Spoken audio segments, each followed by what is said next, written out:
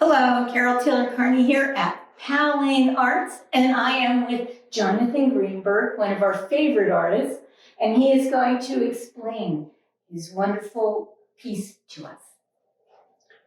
Well, this collage is called the Jackpine, and it's based upon an experience I had when I was in college, where I worked on a longliner in the Gulf of Alaska. And I've had the image in my head for a long time. It really made an impression on me, the experience, and I just decided at some point that I had to get it out, and it took me a long time to do it. And this image has kind of an otherworldly feel to it. Mm. It's a memory, but kind of a conglomerate memory of different aspects of the experience. The most immediate and intense part of the experience was this was the first time I've ever experienced the food chain in such a concrete manner. And the wildness of the Gulf of Alaska really affected me. It was scary and it was beautiful at the same time. We were fishing for blackcod for part of the season and halibut for another part, and we spent a lot of time looking at marine charts and nautical equipment to figure out how deep we were, either when we were running from one place to another or when we were trying to find fishing spots. And we would run about 2 miles of line a day. And we worked from about 5 in the morning to 1 o'clock, 1 a.m. It was just long days. And we would catch lots of fish that were eaten by other fish. So this is why I have here the fish heads with skeletons. I have them coming out of the porthole, meaning from outside the boat to inside the boat, just to kind of make it more surreal and more dreamlike, because this image is fairly surreal. Obviously, the size of the fish and the size of the boat don't make sense. You know, the boat was, I think it was about 75 feet long.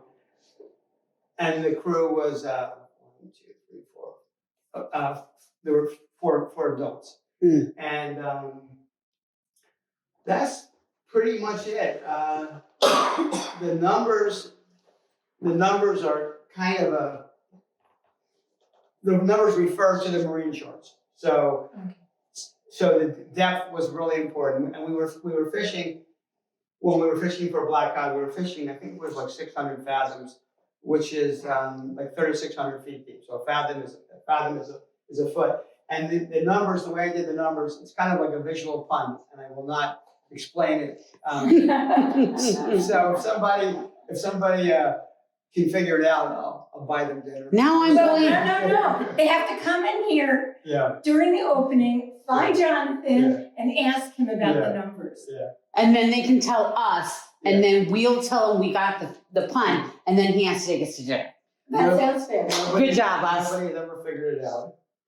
So I feel like that my secret is safe. But you have so many things that are, I wouldn't exactly call them puns, but they move, the surreal world and the real world back and forth. Yes. On the one hand, with the fish being so large, and then the boat being small, I get the sense that this is from the point of view of those fish that are being caught.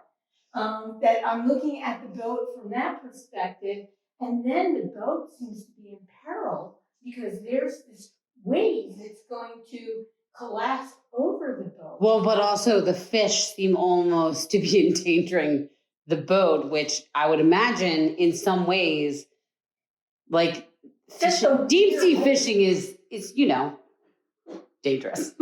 Well, I would say that the fish were in much more danger than we were. I mean, sure, that's probably true. I had never thought about the idea of fish being eaten on the line. Yeah. They're vulnerable. Yeah. I mean, it makes total sense when you said it, but you started by saying that you had never really seen the food chain Quite so clearly. Yes, and when you said that, it made the food chain clear to me. I was like, yes, of course that happens. And we would catch birds too, because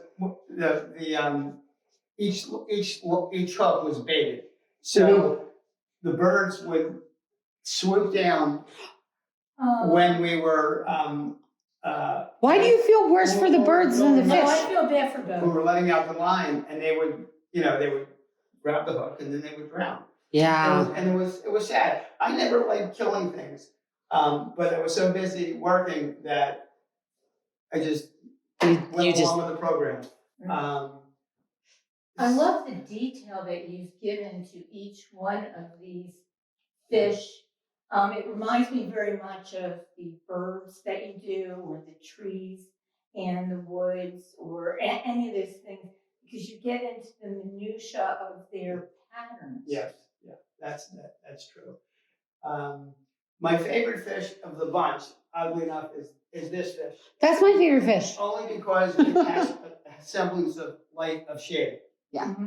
And, And that curve is beautiful. Well, and I have questions related to the shading and things like that. How do your compositions are so intricate, and you're working with layering of a fairly opaque medium that you then are able to, like with the mixed media, you are able to provide nuance of color, nuance of shaping. You overlay things beautifully. How do you plan that in your mind? Because you're working with multiple levels at the same time. I know we've talked about you were a printer, like a screen printer for a long time. How do you think about the layering of that space? Well, there is obviously the foreground, which is the inside of the boat. And then there's the fish, which is the middle ground, and then the numbers and the waves, which is kind of the background. And then you look carefully, you can see in the upper right-hand corner next to the bow of the boat is a snow-covered volcano, and that mountain is called Mount Edgecombe. So if you look at it, you know the what's it called, the Great Wave of Kanagawa. Vaguely, yeah. Side. So obviously, I was kind of using that as kind of an approach toward the waves, and Mount Fuji's in the background on that. But so in a way, it's not the mountain is not really a reference to that. But the mountain happened to be there. I mean, that's But that's a great way of portraying it. It's simplified, which fits in with the composition. Yeah. It's subtle and nuanced, and yet we do separate it from the waves. And with that kind of white that pops up here and there, all the way around, even with this here, it really moves my eye around composition. This image, believe it or not, was inspired by, or one of the inspirations of this image, aside from the experience, which is the primary motivator, inspiration. There's an Austrian artist named Friedrich Hundertwasser, and he has this one painting called Antipode Island, which is a very, very abstract, Hundertwasser-y, stripes and spirals and all that stuff, and very playful, unrealistic elements. But something about the composition and the image is a picture of a window with curtains looking out at this island, and I love the color scheme. I loved everything about it, and so that kind of like pushed me in the direction of the porthole and the curtains and the scene. So that kind of got me going. Even though I kind of took I took everything from the experience and kind of decided I wanted to use an interior, curtains, some kind of a window, a porthole, Well, and it's and nice. the scene. It's a nice juxtaposition between the calmness of the interior and the safety of the interior versus, and you framed it almost like you're watching a show that gives you a nice narrative distance to observe this really dynamic thing that's happening in the center. It gives them calm, even though there are elements of the center that are ominous. Well, like the flock of birds in the air, the whole time we were out there. So I'd be cleaning fish for like 12 hours a day, you know. You're a braver man than me, Jonathan. And the whole time we were kind of being like, not attacked, but the birds were just waiting for scraps. We would throw the guts overboard. And so there was, and remember when I was laughing about seagulls and that last time? Well, I was thinking about these really obnoxious albatrosses, which were just like, you know, they're fighting over food all the time. It's just, And that's nature. That's right. Yep. You're not only observing the food chain, you're also part of creating. participating in it. Yeah. So. And it was an intense experience that stayed with me. And finally, I figured out how to use it in a piece of artwork. Like I wanted to get it out, and it's intriguing. It is, and I like that the composition itself, the whole piece is almost square, and then it surrounds a circle that you have then made into a square because of how the curtains are arranged. Yeah. So, lot to look at in this piece. And not only that, look at the detail of how you have the stripes here, and then as it goes over what we would imagine as the side of the boat, you have gone in and colorized it so that the curtain is allowing its color to be part of that room. Yeah. So a lot of subtleties in here. And I mean, these little tall clay like shapes.